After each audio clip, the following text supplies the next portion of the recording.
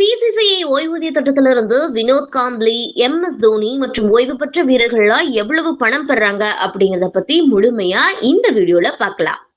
இந்திய கிரிக்கெட் வீரர்கள் தங்களோட கடந்த கால, நிகழ்கால மற்றும் எதிர்கால வீரர்களை கவனிக்கும் விதமா சக்தி வாய்ந்த கிரிக்கெட் வாரியத்துல ஆசிர்வதிக்கப்பட்டவங்கனே சொல்லப்படுது.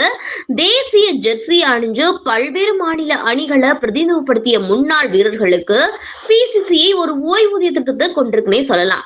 இது பிசிசிஐ தலைவராயிருந்த காலத்துல சௌரவ் கங்குலியால புத்துயிர் பெற்றுக்குன்னே சொல்லப்படுது. 2022ஆம் ஆண்டு கங்குலி ஓய்வூதிய கட்டமைப்புல ஒரு நேர்மறையான மறுசீரமைப்பு செஞ்சிருக்கிறாரு. இது முன்னாள் வீரர்கள் தங்களோட சேவைகளுக்காக பிசிசியிடமிருந்து பெறும் பணத்தை கணிசமா உயர்த்திருக்கு. பிசிசியோட புதுப்பிக்கப்பட்ட ஓய்வூதிய திட்டம் ஆண்கள் மற்றும் பெண்கள் கிரிக்கெட் வீரர்கள் இருவரின் தேவைகளையும் நிவர்த்தி செய்யும் வகையில கட்டமைக்கப்பட்டதா சொல்லப்படுது. அவங்களோட பங்கேற்பு நிலை மற்றும் விளையாட்டின் மீதான தாக்கத்தின் அடிப்படையில தனித்துவமான பிரிவுகளும் இருக்குது. இப்போ சமீபத்துல வெளியான உடல்நலம் தொடர்பான செய்திகளுக்கு மத்தியில முன்னாள் இந்திய வீரர் வினோத் காம்ப்ளி பிசிசிஐ ஓய்வூதியம் மட்டுமே தன்னோட வருமானத்திற்கான ஒரே ஆதாரம் அப்படின்னு தெரிவிச்சிருக்கிறாரு. இந்த கட்டுரையில முன்னாள் வீரர்கள் இந்திய கிரிக்கெட்டின் உச்ச அமைப்பிலிருந்து பெறும் தற்போதைய ஓய்வூதிய தொகையை பார்ப்போமா? இப்போ பிரபல இந்திய வீரர்கள் மற்றும் அவர்களோட ஓய்வூதியங்களை வினோத் காம்ப்ளி இருக்கார் இல்லையா, அவர் இந்திய கிரிக்கெட்டுக்கு அவர் செய்த சேவைகளுக்காக வினோத் காம்ப்ளி தற்போது பிசிசியிடமிருந்து மாதந்தோறும் ரூபாய் 30,000 பெறுகிறாரு.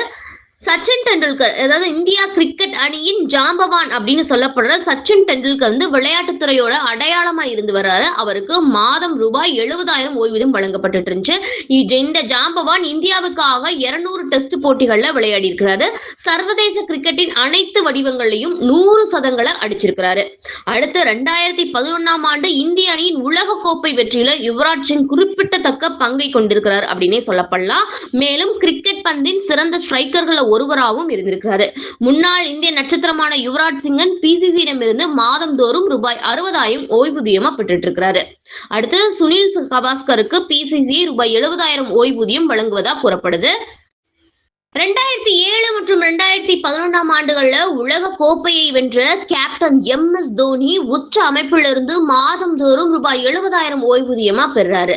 அஞ்சும் சோப்ரா, மித்தாலி ராஜ், இந்திய மகளிர் கிரிக்கெட் அணியின் முன்னாள் கேப்டன் அஞ்சும் சோப்ரா தற்போது பிசிசியிடமிருந்து மாதந்தோறும் ரூபாய் 52,500 ஓய்வூதியம் பெறாங்க.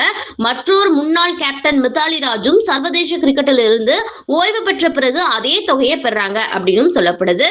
கிரிக்கெட்டை பார்க்காம ரசிக்காம யாரும் இருக்க மாட்டாங்க. சோ கண்டிப்பா உங்களுக்கு இந்த வீரர்கள்ல யாரெல்லாம் உங்களுக்கு பிடிக்கும் அப்படிங்கறத கீழே கமெண்ட் பாக்ஸ்ல மறந்துடாம கமெண்ட் பண்ணிருங்க.